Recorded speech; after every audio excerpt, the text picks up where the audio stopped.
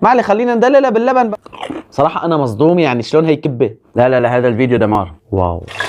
لا تنسوا لايك وتعليق للفيديو واكتبوا لي جربتوا الكبة التركية قبل هلا ولا لا؟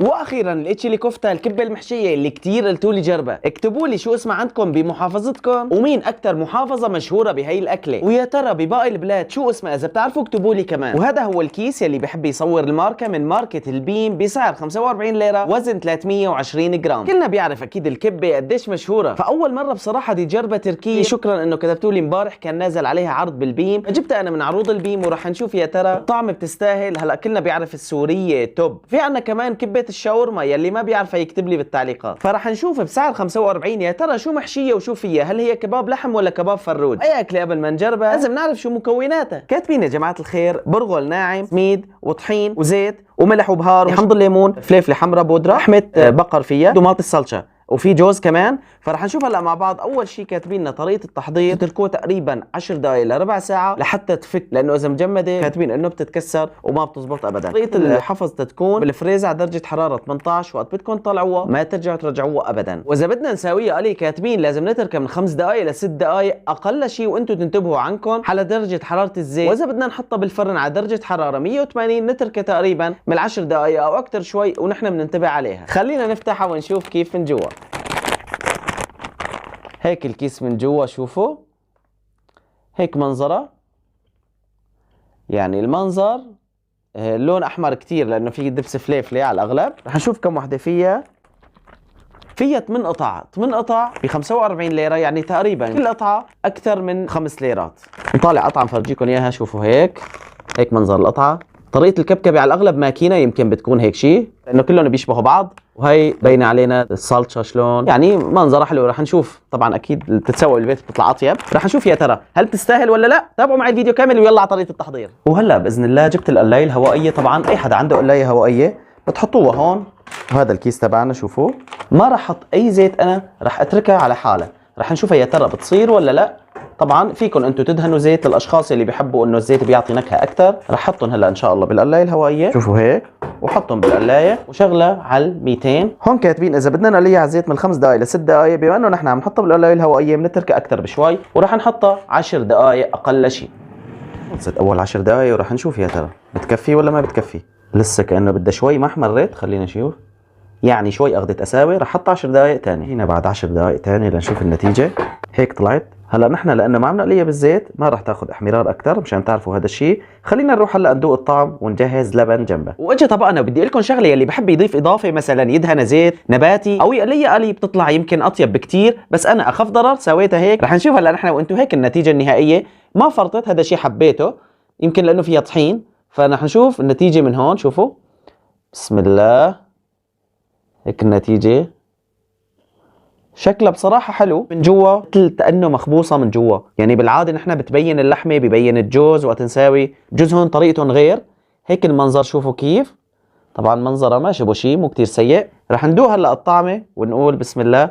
يلي بحب يدوق بلبن او بلا لبن رح اكل اول وحدة بلبن وثاني وحدة بلا لبن لحتى نقيم. بسم الله.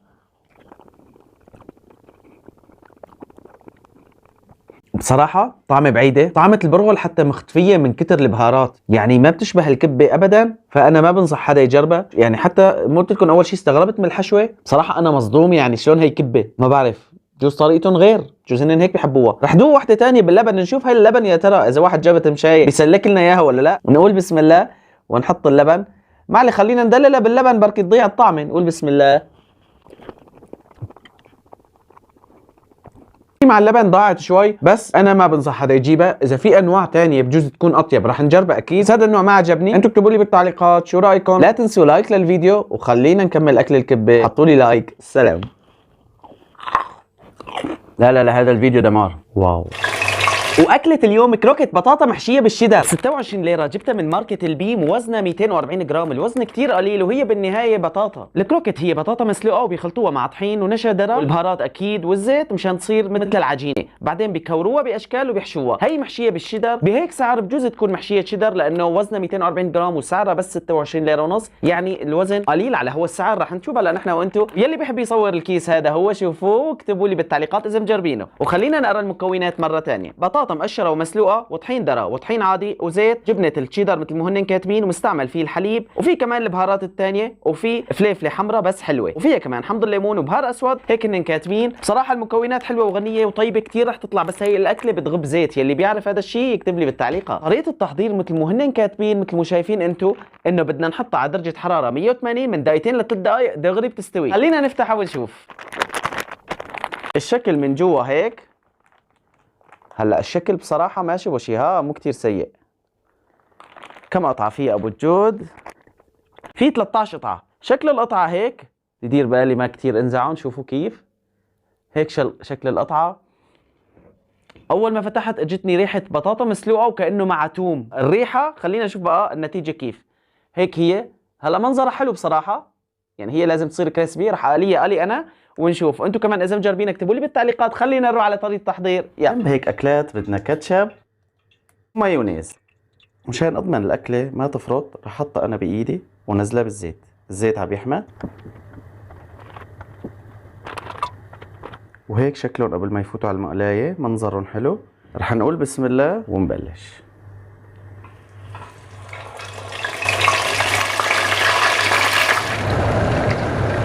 يا جماعة الخير أنا ما رح أحكي، بس شوفوا طلعوا. شوفوا يعني ما شاء الله، طلعوا المنظر ما أحلاه. منيجي بقى على النقطة الحساسة لنشوف الشيدر يلي حكولنا عليها. نسمع. واو شي حلو، حبيت هاي النقطة. خلينا نشوف الحشوة من جوا.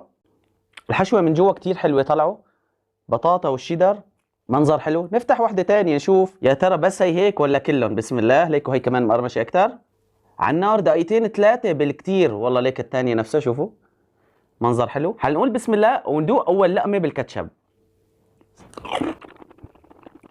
بصراحة الأكلة فعلا مميزة، يعني فعلا تجربة حلوة، وبنصحكم كلكم تجيبوا منها. كتير حلوة، بطاطا ومحشية من جوا شي ذهب، وكريسبي من برا. يا سلام. خلينا ندوق هلا. هاي نفتح هيك ونحط بالمايونيز. شوف شلون هيك صارت. نحط بالمايونيز، انا بحب المايونيز اكثر. طبعا الكاتشب كان حد، فانتوا اكتبوا لي شو بتحبوا اكثر، الحد ولا الحلو. وهي وحده مع مايونيز ونقول بسم الله. لا لا لا، هذا الفيديو دمار. هذا لا وحده ولا تنتين. طب رح نجرب وحده بكاتشب ومايونيز هيك. نقول بسم الله.